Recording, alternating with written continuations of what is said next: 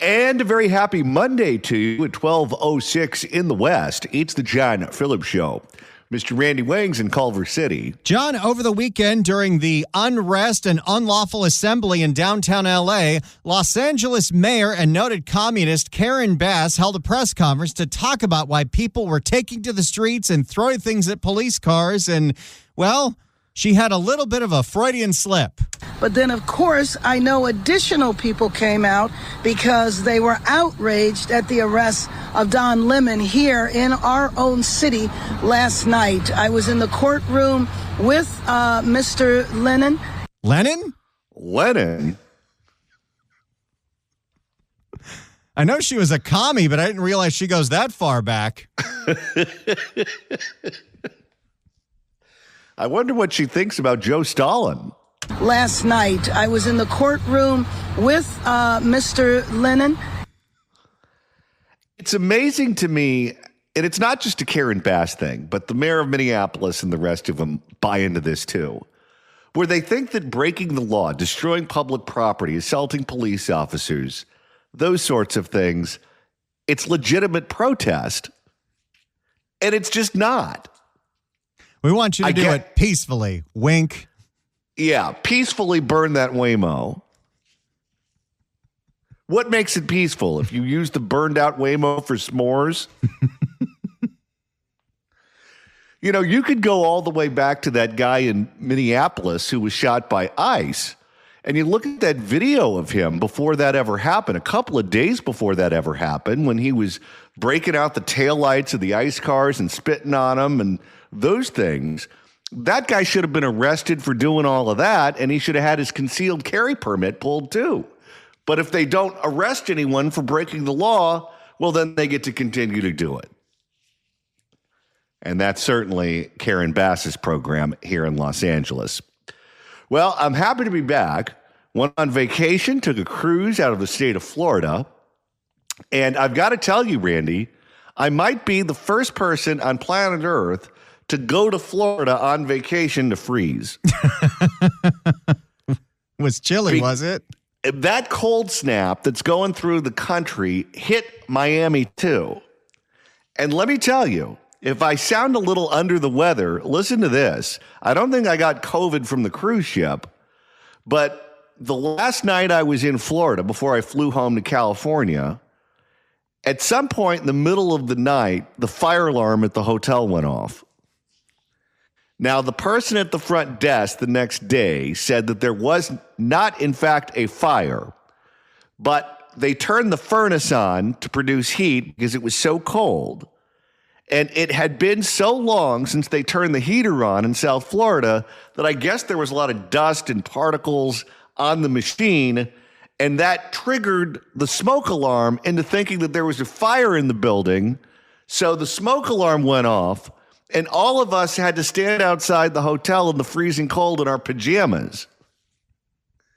Now, thankfully, no one in that particular hotel slept in the nude because we were out there for about an hour. Get a little frostbite out there. But no COVID this time. No COVID this time. Although the moment I said, I'm going to catch my death of cold out here, I think that's when Mother Nature decided we're going to make John sick. So here we are.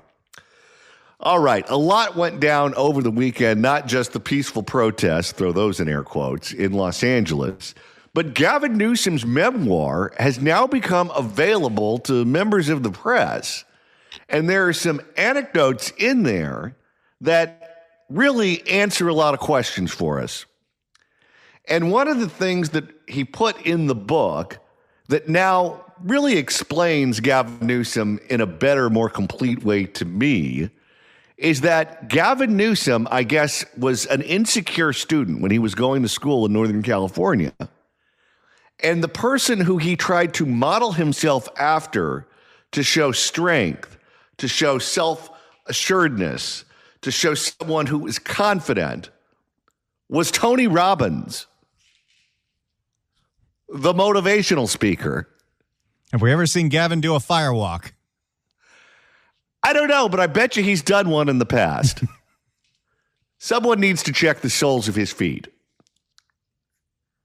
But I've got to be honest, when you hear Gavin Newsom talk and you hear him use all the words that we're used to hearing him use on a regular basis, like, oh, I don't know, mindful. It all makes sense now. He's a dinner theater Tony Robbins. Didn't Tony Robbins do a book that included African Proverbs too? Wouldn't surprise me. I think he did. And how about all the jujitsu that he does when he's talking? Because you put Gavin Newsom in a podcast interview, behind a podium, whatever, and I don't say this to be mean to Michael J. Fox, but he looks like Michael J. Fox. Okay. Based on the Google search results, Tony Robbins has not publicly published or authored a collection of African proverbs. However, here are some of the African proverbs that are often discussed by Tony Robbins. And the first one, if you want to go fast, go alone. If you want to go far, go together. That's where he got it from. Didn't Joe Biden get in trouble for lifting aspects of a speech given by a British politician? Well, at least he stole from another politician. Newsom's taking liberties from Tony Robbins. I wonder what other motivational speakers he's borrowing from in his regular stump speeches. Anything in there from Orenthal James Simpson? Certainly hope not. Well, he used to do the motivational speeches. I know. My dad went to one. Tommy Lasorda. He was a regular on that circuit. I think Richard Simmons made a pretty penny doing that too. Any of Richard Simmons and Gavin Newsom? Gavin sweating to the oldies. But I'll tell you, I have fewer questions now about Gavin Newsom than I did before. He also claimed in the book, by the way, that infamous picture of him and Kimberly Guilfoyle on the rug that all of us have seen a million times, he said that was Getty's idea, that the Gettys were the one that talked him into doing that, and that the Gettys thought that it would be a really funny joke and that it was a jokey picture. But the photographer wasn't one of the Gettys with an iPhone. The photographer, I think it was for Vogue magazine, wasn't it? It was a magazine photographer. Now, I know that there are people who are naive when it comes to dealing with the press. But at that point in time, I think he was the mayor of San Francisco. You're the mayor of San Francisco. You know that if you pose for a picture for the press and it's a quote unquote joke, they're going to use that however they want to use it. They're not going to put it in a context. They're not going to explain, oh, hey, Gavin was talking to his best friend, one of the Gettys, Skippy Getty, and they came up with the idea of this hilarious photo.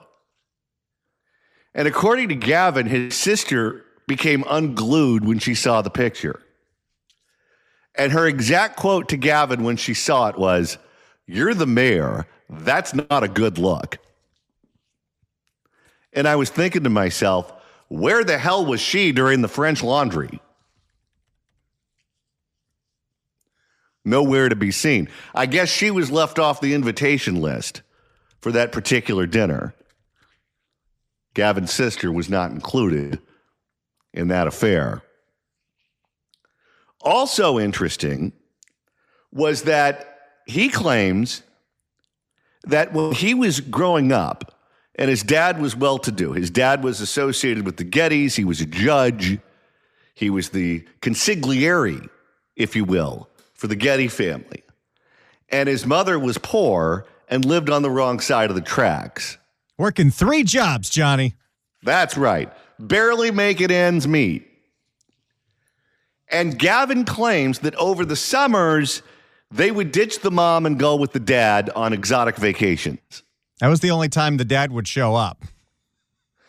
This dad seems like an interesting character, doesn't he? Apparently, he had a big mental breakdown after he tried to run for office.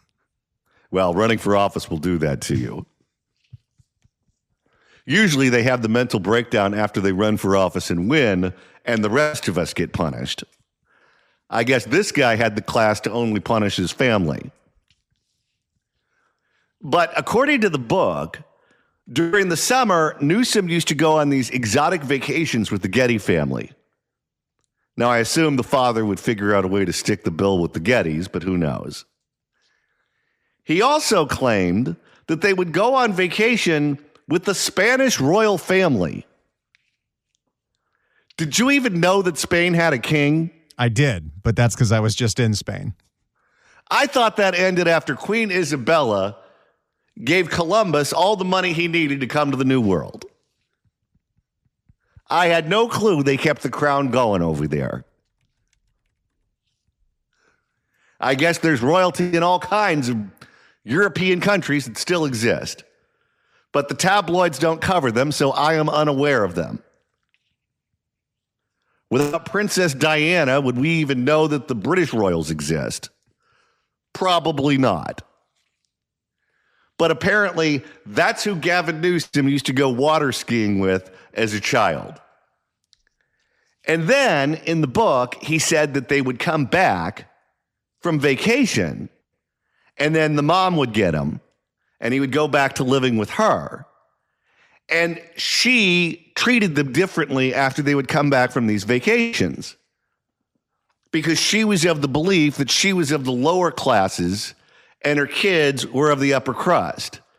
And she had resentment to the kids because the kids would go on these lavish vacations with all of these bold-faced names, and then they'd come back to living with her, and I don't know, they had to share a bed or something. And she didn't like the kids over it, or she would treated them differently for a certain period of time. Newsom also claims in the book that when Donald Trump was in his first term as president and Newsom was just elected governor of California, that they had jocular discussions on the airplane as they would look at the fires. That they would talk about women, they would talk about different things in the tabloids, different current events that were going on, and he said that the discussions had almost nothing to do with the fires, which I thought was interesting. Apparently, the toilet on Air Force One is very impressive. Oh, yes. Trump gave him a tour of Air Force One and showed him the bathroom. And I don't know, do you think the toilet is gold?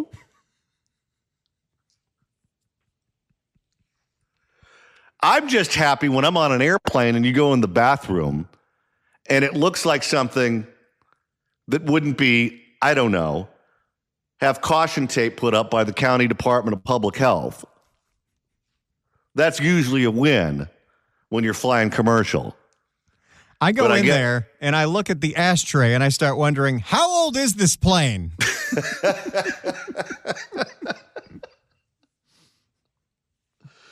He's very proud of Air Force One, and Gavin Newsom put that in the book. He also claimed that he went to China one time with Dianne Feinstein, Miss Prim and Proper, a woman with starch collars, woman who only used the Queen's English. And they would go to China, and I guess the president of China, or the former president of China, met with them because San Francisco is sister cities with Shanghai. So they used to do regular trips to China. And on one particular trip, Dianne Feinstein went with him, and I guess was really flirting with the former president of China. And then Feinstein and the president of China got lit like it was a frat party, pounding shots. We're not talking about expensive wine here. We're not talking about martinis. We're not talking about scotch. We're talking about Las Vegas. We're talking about shots. And they would order shots at the bar, and they would down one after another, after another, after another. And then the two of them went on the dance floor and started dirty dancing. Of all of the stories that I could have thought of to end up in this book, Dianne Feinstein dirty dancing, blowing a .2 with the president of China is not something that ever occurred to me. What kind of cougar do you think Feinstein made? How sexually predatory do you think she was to that guy? Hey, on an international junket, anything goes. Now, if you would have told me it was Amy Klobuchar, I'd believe it. But Feinstein, that's a tough pill to swallow. I don't know. We're going to have more on this coming up later on in the program with Barbara Stone, Professor Barbara Stone, who's going to join us for the Fix California Hour. It's the John Phillips Show. I'm back from vacation. Give us a call at 800-222-5222, 1-800-222-5222 if you want to weigh in on any of this. 800-222-5222 is the telephone number.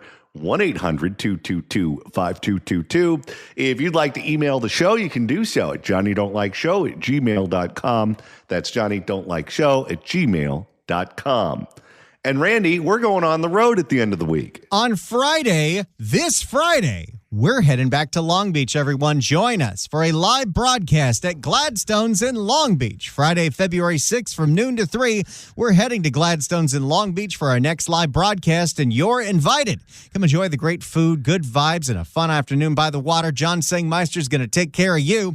We'll have special guests. You can meet Susan Shelley from the Howard Jarvis Taxpayer Association. She'll tell you more about your taxpayer rights and protecting Prop 13 because, as we've been telling you, the courts have made it easier to raise your taxes. We need you to come by and sign the petition to save Prop 13. The deadline is February 17th. So if you haven't done so already, go to saveprop13.com, fill out the petition, send it in. If you have, get 10 friends to do it. We would really appreciate it. Regardless, come hang out with us, grab a bite, and be part of the broadcast, The John Phillips Show, live at Gladstone's in Long Beach on Friday from noon to 3. Do you think Dianne Feinstein had the president of China motorboat her? I don't even want to think about that. You know who Lewis told me has the biggest rack in all of politics? Hey, we're late for a break. Chris Christie. 800-222-5222 is the telephone number. 1-800-222-5222. Let's go to Ken in Studio City. Ken, hello. Hey, guys. John, somehow during vacation, you forgot all about the FCC rules. Anyway, I heard your Chris Christie joke there. You got that in just under the wire. Barbara Stone's one of your best interviewees, but you're not introducing her respectfully. She's not Professor Barbara Stone. She's Dr. Barbara Stone. I stand corrected. Thank you for the clarification, sir. Doctor. That, of course, is Karen Bass introducing her then appointed head of LASA, Dr. Valicia Adams Kellum, to the tune of $430,000 a year, who a year and a half later had to resign in shame because she got caught writing checks to her husband's nonprofit from LASA. Big shocker there. Have you seen, while you were away, the cat fight that is emerging between Karen Bass and Lindsay Horvath? Yeah, this is like Iran going to war with Iraq. The only thing I'm rooting for are casualties. But I think this is the week where, you know, you've got to announce if you're running for something. Lindsay Horvath still hasn't said if she's running for supervisor or if she's running for mayor. Well, it appears as if she's testing the waters for sure. One individual who is no longer testing the waters, who's in the pool entirely, is billionaire Tom Steyer, Democrat from Northern California, who is now also a candidate for governor. Are you technically a candidate if you're polling at 0%? Let me tell you, the more I see of this guy, the more it reminds me of the phrase, or I guess it would be the quote, if you want to know what God thinks of money, just look at the people who he gave it to. I cannot imagine sitting down for a meal with this man, sitting next to him on an airplane, and indulging him in his narcissism unless I'm on the payroll. I get it. He's doing something right with his life. The guy's a billionaire. He has a lot more money than me. So maybe he's doing more right than I am. But I can't think of anyone who's a candidate for public office who is more insufferable than this guy. Can you? It's tough. I mean, there is a wide field of insufferable candidates, but yes, after listening to last week a climate debate between him, Baccaria, Porter, and Swalwell, it was Steyer that was the most annoying of the four voices for the hour. And his voice sounds exactly like Super Dave Osborne. So he just did a sit down with CNN's Alex Michelson. And God love Alex Michelson. I don't have that kind of patience, but he does.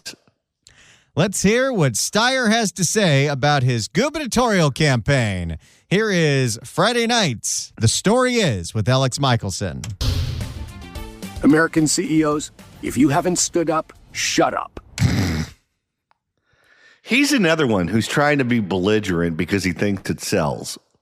He was one of many who their original video on YouTube to launch their campaign had unbleeped swear words in it. Good luck.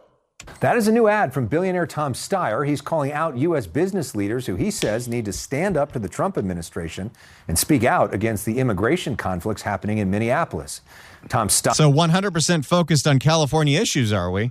Of course, just like Katie Porter, just like Baccaria, just like the rest of them. Swalwell.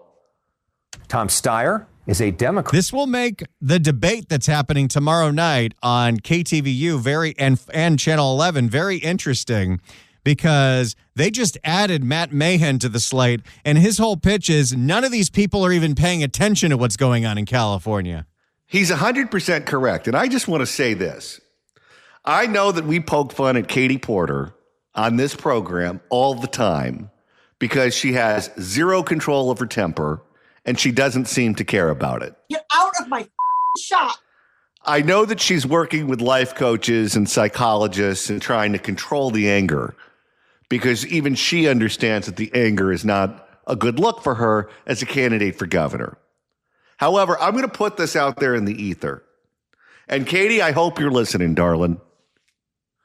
Because if you're on that stage and you snap and you hit Tom Steyer, I'll give you a mulligan. I got some bad news for you, Johnny. What? Katie's not showing up to the debate tomorrow. Wait a minute. What does she have going on that's more important than that debate? A statewide televised debate? She said, I got better things to do. You know what must be the truth? I wonder, and this is just me thinking out loud here, I wonder if the ankle monitor will let her enter the building. Because if one of them has a restraining order already out against her, she could be in violation of that order. No. Tom Steyer is a Democrat running for governor of California who previously ran for president of the United States. How'd that one go? He didn't even make it to Iowa, did he? He joins me live here in studio. Welcome to The Story Is for the first time. Alex, it's nice to see you again, though. And I'm grateful to see your tartan tie. I did that just for you. Yes. I want you to know that. It's your signature look.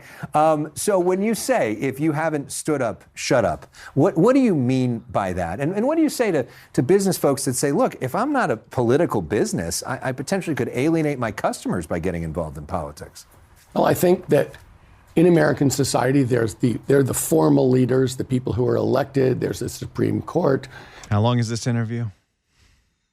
I think 6 minutes. Let's see how much we get through. They're the people who hold government jobs. And then they're the people who lead civil society. And they take advantage. They are part of society. They are taking advantage of hundreds of years of people building the rule of law. You mean like how you made your money?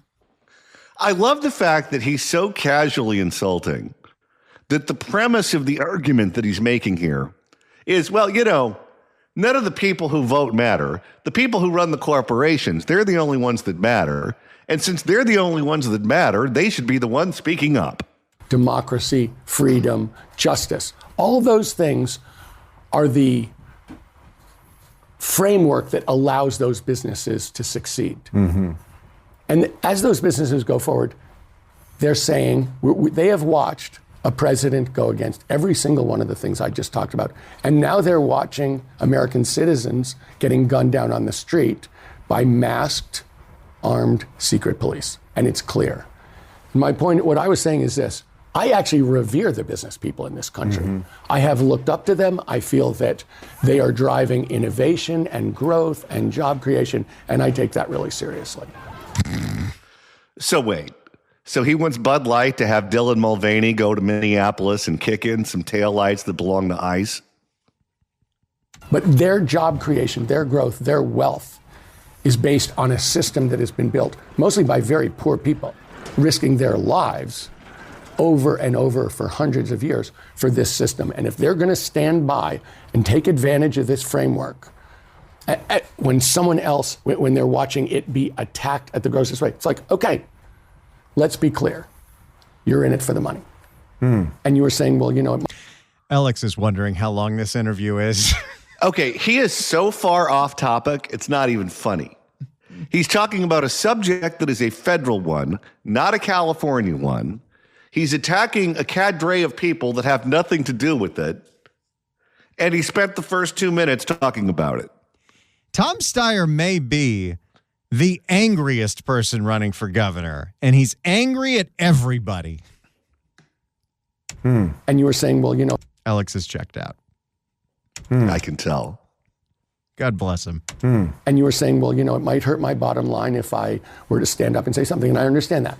But don't claim that you're a responsible member of our society. Don't come.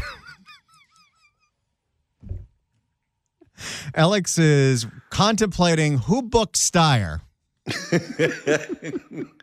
Whoever booked that man is going to be parking cars at the DoubleTree by the airport this time next week. Don't come back and ask for social license. And, we have these rights and don't you? No.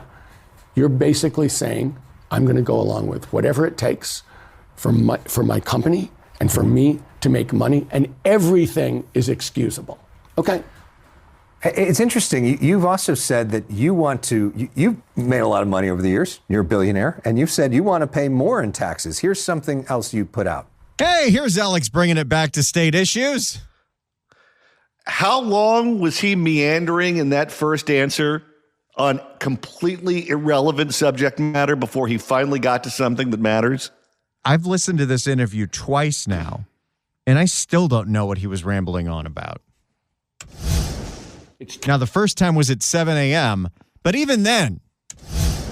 It's time for billionaires like me and big corporations to buy into the future of California and be willing to pay more. You can voluntarily pay more right now, Tommy. You notice both of these questions involve him talking to only CEOs. You notice that? Yes, I do. So there's a plan being put forward that's a wealth tax proposal. The SEIU wealth tax. That's right. The one that just drove $1 trillion of wealth out of the state. The asset cheeser tax that is retroactive to the beginning of 2026, where most of that money raised will go to the SEIU.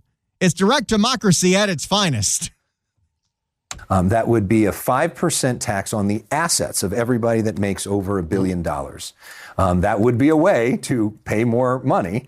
A lot of folks are against it. Are you in favor of this? Do you like this wealth tax idea? What I've said is this, Ellen. Okay, when you start a response by saying what I have said, it means that you're not going to give a very clear answer Do you support this? Are you against this? When Matt Mahan was asked with Alex Michelson the night before, he said he's against this. Tom Steyer can't say I'm for it or against it. And he started his campaign by saying, I'm such a straight shooter, I'm going to swear in my opening video. And then he gets asked a direct question in this interview, and he can't answer it. It's one of those automatic tune-outs for me. When you respond, what I'm focused on or what I have said is, okay, you are no longer a human being having a conversation. Nope.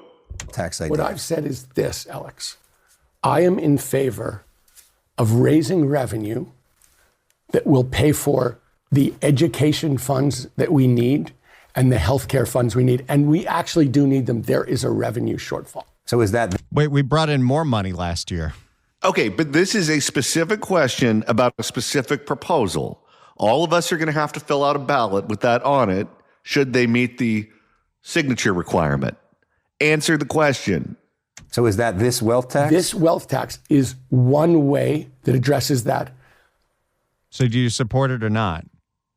Come on, Tom, answer the question. In my mind, it's a short-term fix. It's a one-time fix. Yeah.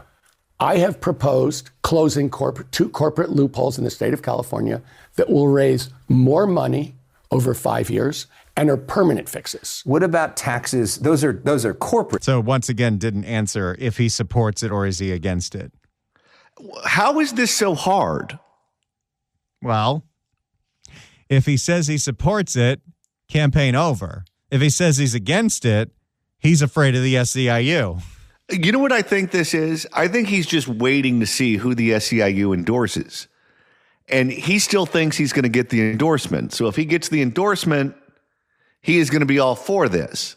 If he doesn't get the endorsement, he's going to attack whoever did get the endorsement and go after them on this subject.